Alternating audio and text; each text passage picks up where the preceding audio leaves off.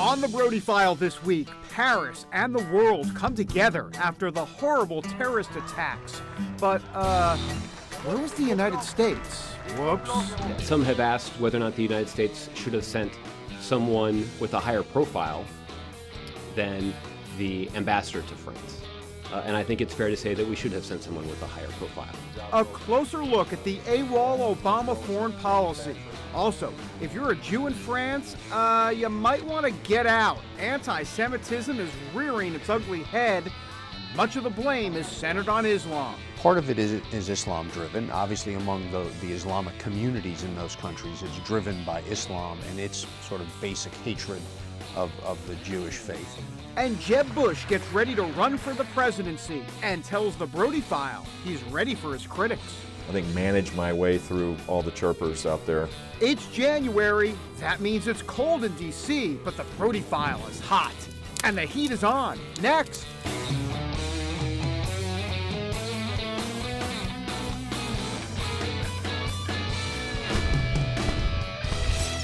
And welcome everybody to another edition of the Brody File. We are glad you are with us. Hey, look, we may be here in Washington, D.C., but this week we stand with the people of Paris, and of course we stand against Islamic terrorism at all times, everywhere.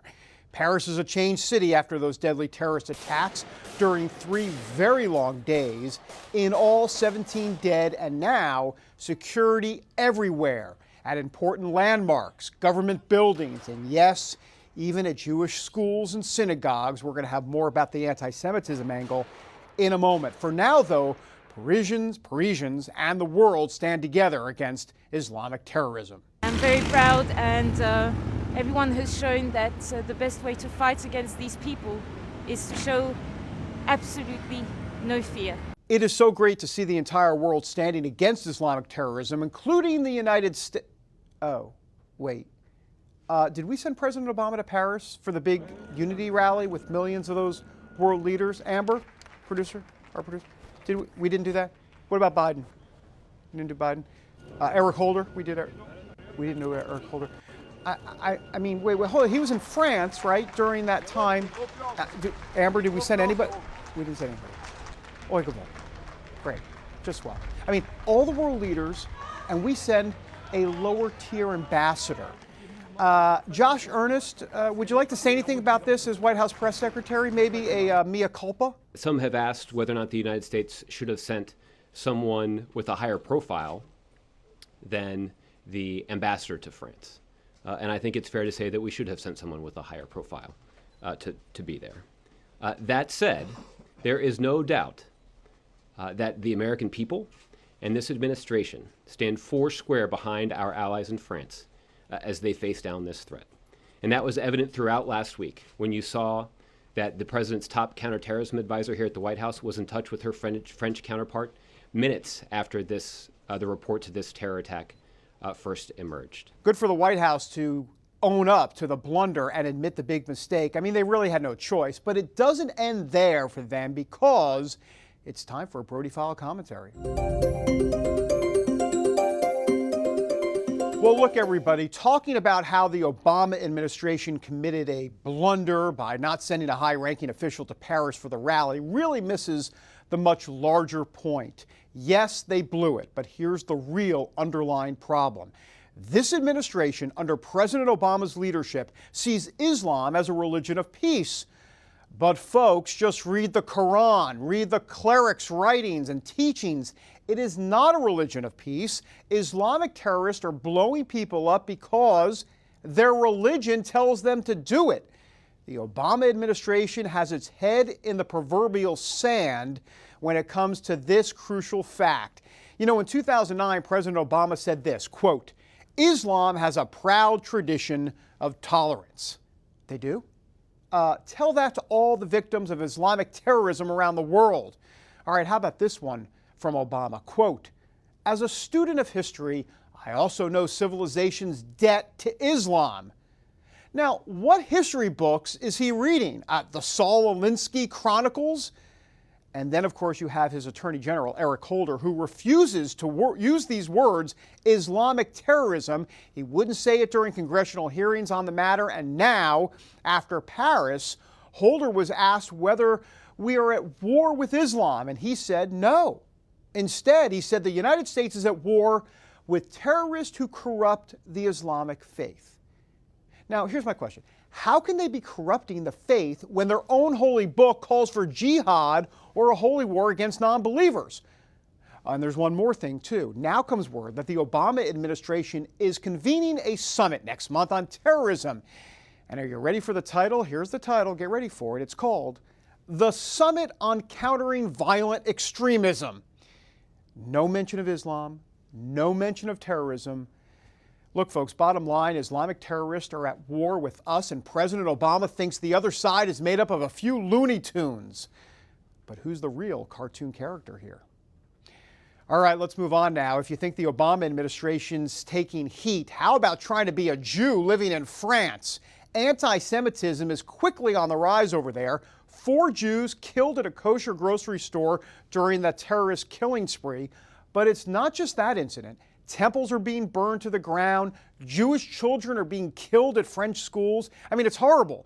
At the big unity rally in Paris, one Jewish lady talked about the state of France for Jews. I'm here for the solidarity, and every day I go to make my shopping there. I know everyone here. I could be there when it was Friday morning because we make the shopping for Shabbat. We are free in France, but now we don't feel that we are free. We are there is a dangerous atmosphere. By the way, some trivia for you. About 500,000 Jews, 500,000 or so, live in France. That makes it Europe's largest Jewish community. But many are now leaving to Israel and other countries. Last year alone, more than 7,000 Jews said, we're out, we're going to Israel. That's what they did. And Israeli Prime Minister Benjamin Netanyahu is encouraging more of them to do the same. So why is all of this happening, and what is the state of anti-Semitism in Europe? Well, we got more answers now from Steve Bucci, the Director for Foreign Policy and National Security Policy at the Heritage Foundation. Help our audience understand some of the hot spots. Where are we looking around in Europe? I mean, I can tell you right now, I look over in France and I go, you've got to be kidding me what's going on there. But help us out. Is it more than just France? There's 2 elements. France has a big component. Germany, who has had the most institutional steps to try and keep this from happening again, understandably, after the experience with the Nazis. But in all over Europe it occurs, and it has 2 components. One is that there are very large Muslim migrant communities in all of the countries in Western Europe. And clearly there it's connected back to some of the things you would think of, the Palestinian issue, other things like that. But there's a component where the natural citizens, the native citizens of those countries, the Germans, the French, the Dutch, that there are growing parties there that are anti-foreigner and anti-Semitic. And that's very, very troubling to anyone who watches this sort of thing, because those parties are growing in power. They're getting more influence in the respective parliaments.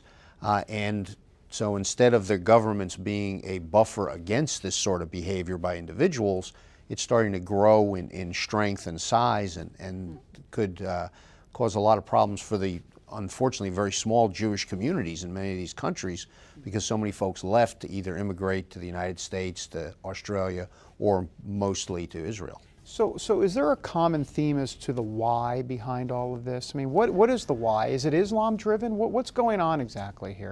Part of it is Islam driven. Obviously, among the Islamic communities in those countries, it's driven by Islam and its sort of basic hatred of the Jewish faith. But when you look at the other groups, they're either Christian nominally or nothing. They're in a lot of cases very a-religious in those countries. So it's very difficult intellectually to understand why people who are a-religious, who don't go to church, in many cases don't even believe in God, would suddenly have this additional hatred towards this one group of people who believe in a different way. That is Steve Bucci on the Brody File. By the way, one last point on Islamic terrorism before we get out of here. We have been talking a lot about what happened in France, and it was horrible, don't get me wrong.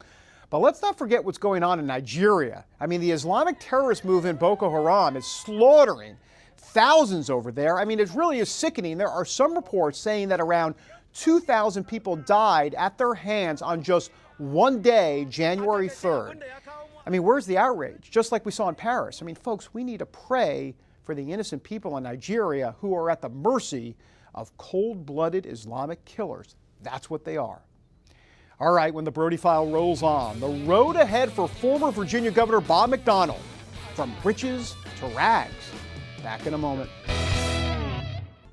And welcome back to the Brody File. Well, you may have heard about how former Virginia Governor Bob McDonnell is going to spend 2 years in jail on federal corruption charges. It really is a sad story and something that probably could have been prevented. Either way, we want to get more on the complexities of all of this, so we're turning to the woman who's been following it from the start. That's Jennifer Wishon, a.k.a. Jenny in the B-Block. Hi, David.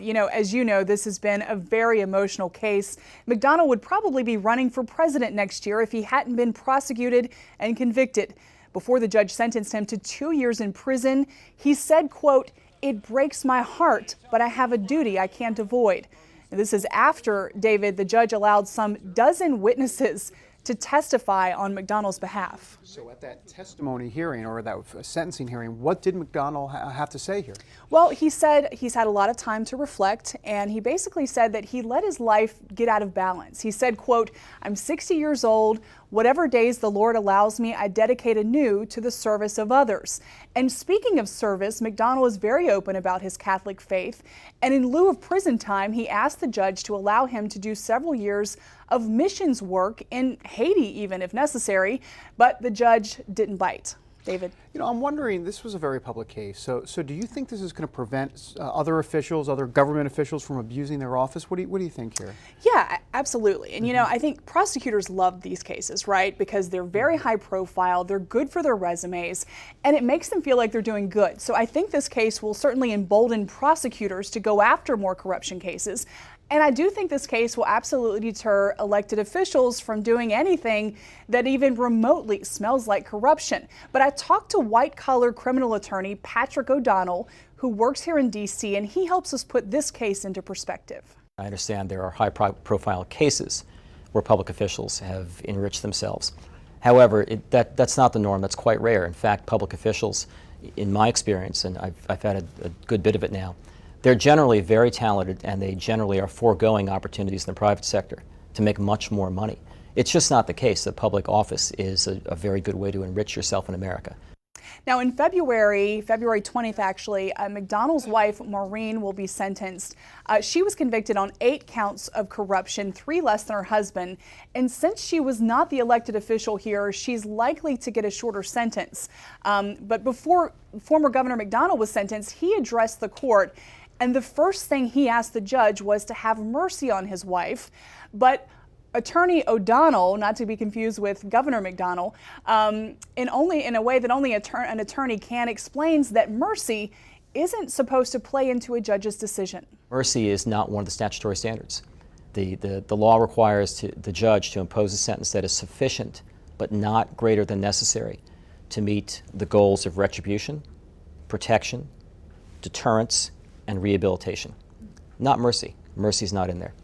No mercy, David. He set me straight. Yeah, for sure. What's the next step now? When would McDonnell go to prison? Well, he's asked the judge to grant him bond while he's awaiting appeal. He's going to appeal his trial. But if the judge denies bond, then he's to report to prison on February 9th. Sad story. It really is. All right, Jenny, thanks. All right, when we come back, the latest from the front lines on the abortion war. Congress getting ready to jump in. Back in a minute.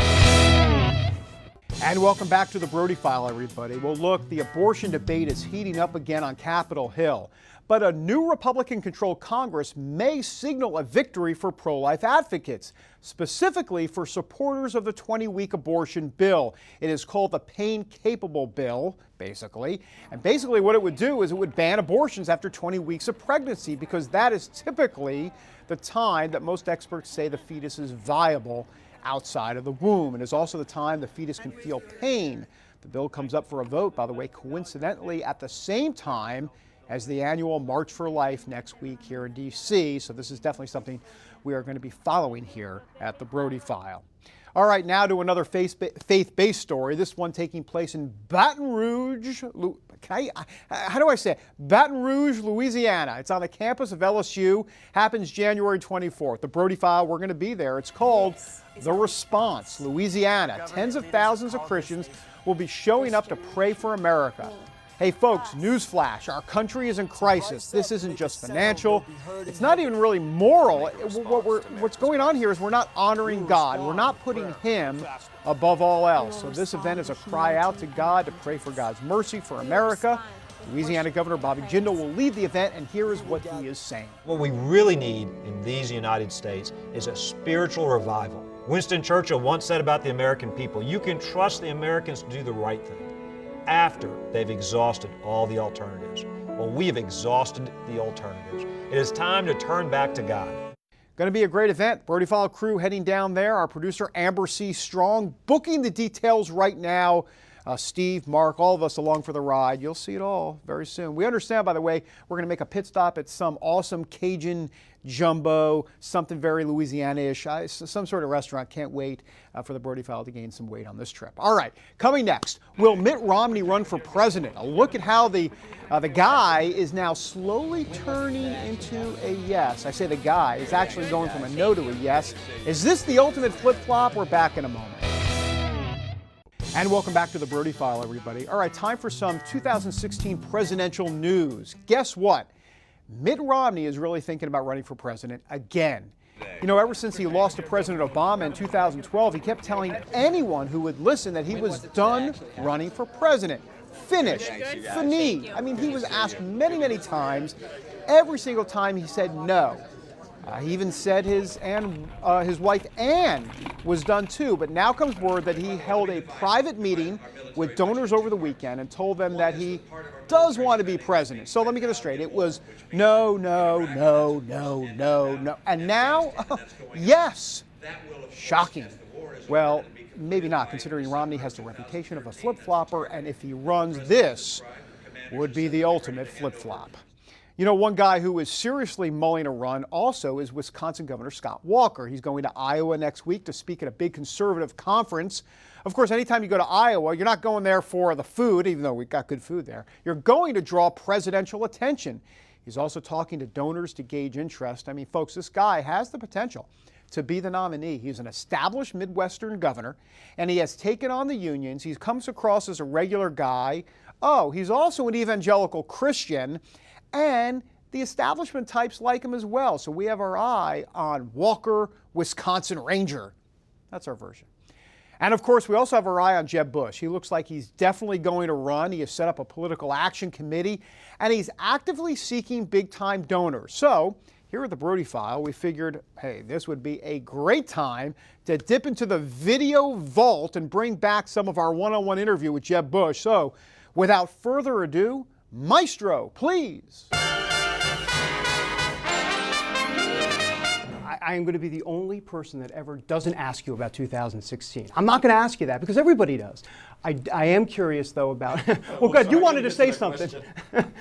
No, I did have a question, though, about some of the critics who say if someone like Jeb Bush did run, that he would be this mainstream Republican candidate who wouldn't appeal to the base of the party. It's on the internet. It's got to be true. I mean, what do you say? What do you say to those critics that say, "Hey, wait, they're too mainstream"? Look, if I decide to run for office again, it will be based on what I believe, and it'll be based on my record. And that record was one of solving problems completely from a conservative perspective. I cut taxes every year. I shrunk the size of government. We reformed the things that were broken. Our Medicaid program was broken. We reformed it. Our education system was a complete disaster. We created a great business climate that made Florida a place to do business and for families to prosper. I acted on my core beliefs on social issues as governor. You know, I will be able to, I think, manage my way through all the chirpers out there. That is a blast from the past, Jeb Bush on the Brody File. By the way, speaking of Jeb Bush, did you know that he is fluent in Spanish? And so is another possible presidential contender, Marco Rubio. So You know, we thought we'd have a little Spanish showdown to see who speaks Spanish better. You be the judge, all right? Here we go. We also threw in President Obama speaking Spanish, and yes, we even found a clip of Jacqueline Kennedy Onassis as well. So you choose now between the four of them, and here they are. Buenos días. Hoy estamos estableciendo un PAC que se llama el Right to Rise PAC para apoyar a los candidatos que apoyan los valores conservadores para que todos puedan subir en sus vidas. Si quieren más información, vete a righttorisepac.org. Yo soy loco, es el mismo que hace un año yo creo que pronunció que Hugo Chávez se le había parecido como un pajarito y le había hablado después de la muerte de Hugo Chávez. Así quién es el que está loco aquí. Segundo, te diré que yo sé exactamente lo que está pasando en Venezuela y el mundo entero lo está viendo. En los jóvenes conocidos como los Dreamers, veo las mismas cualidades que Michelle y yo tratamos de inculcar en nuestras hijas. Respetan a sus padres, estudian para superarse y quieren aportar al único país que conocen y aman. Queridos amigos, les habla la esposa del senador John F. Kennedy, candidato a la presidencia de los Estados Unidos. Muy bueno. That's my Spanish. You can tweet us your comments at our handle, we've got a big one, at the Brody File. All right, back in a moment with our Oy Vey moment of the week. We can't make this up. We explain next. All right, welcome back to the Brody File. Look, we often poke fun at fellow TV personalities on this show. We love to do it. But look, we get it. The stress of live television can be overwhelming at times. Case in point, this week's Oy Vey moment of the week.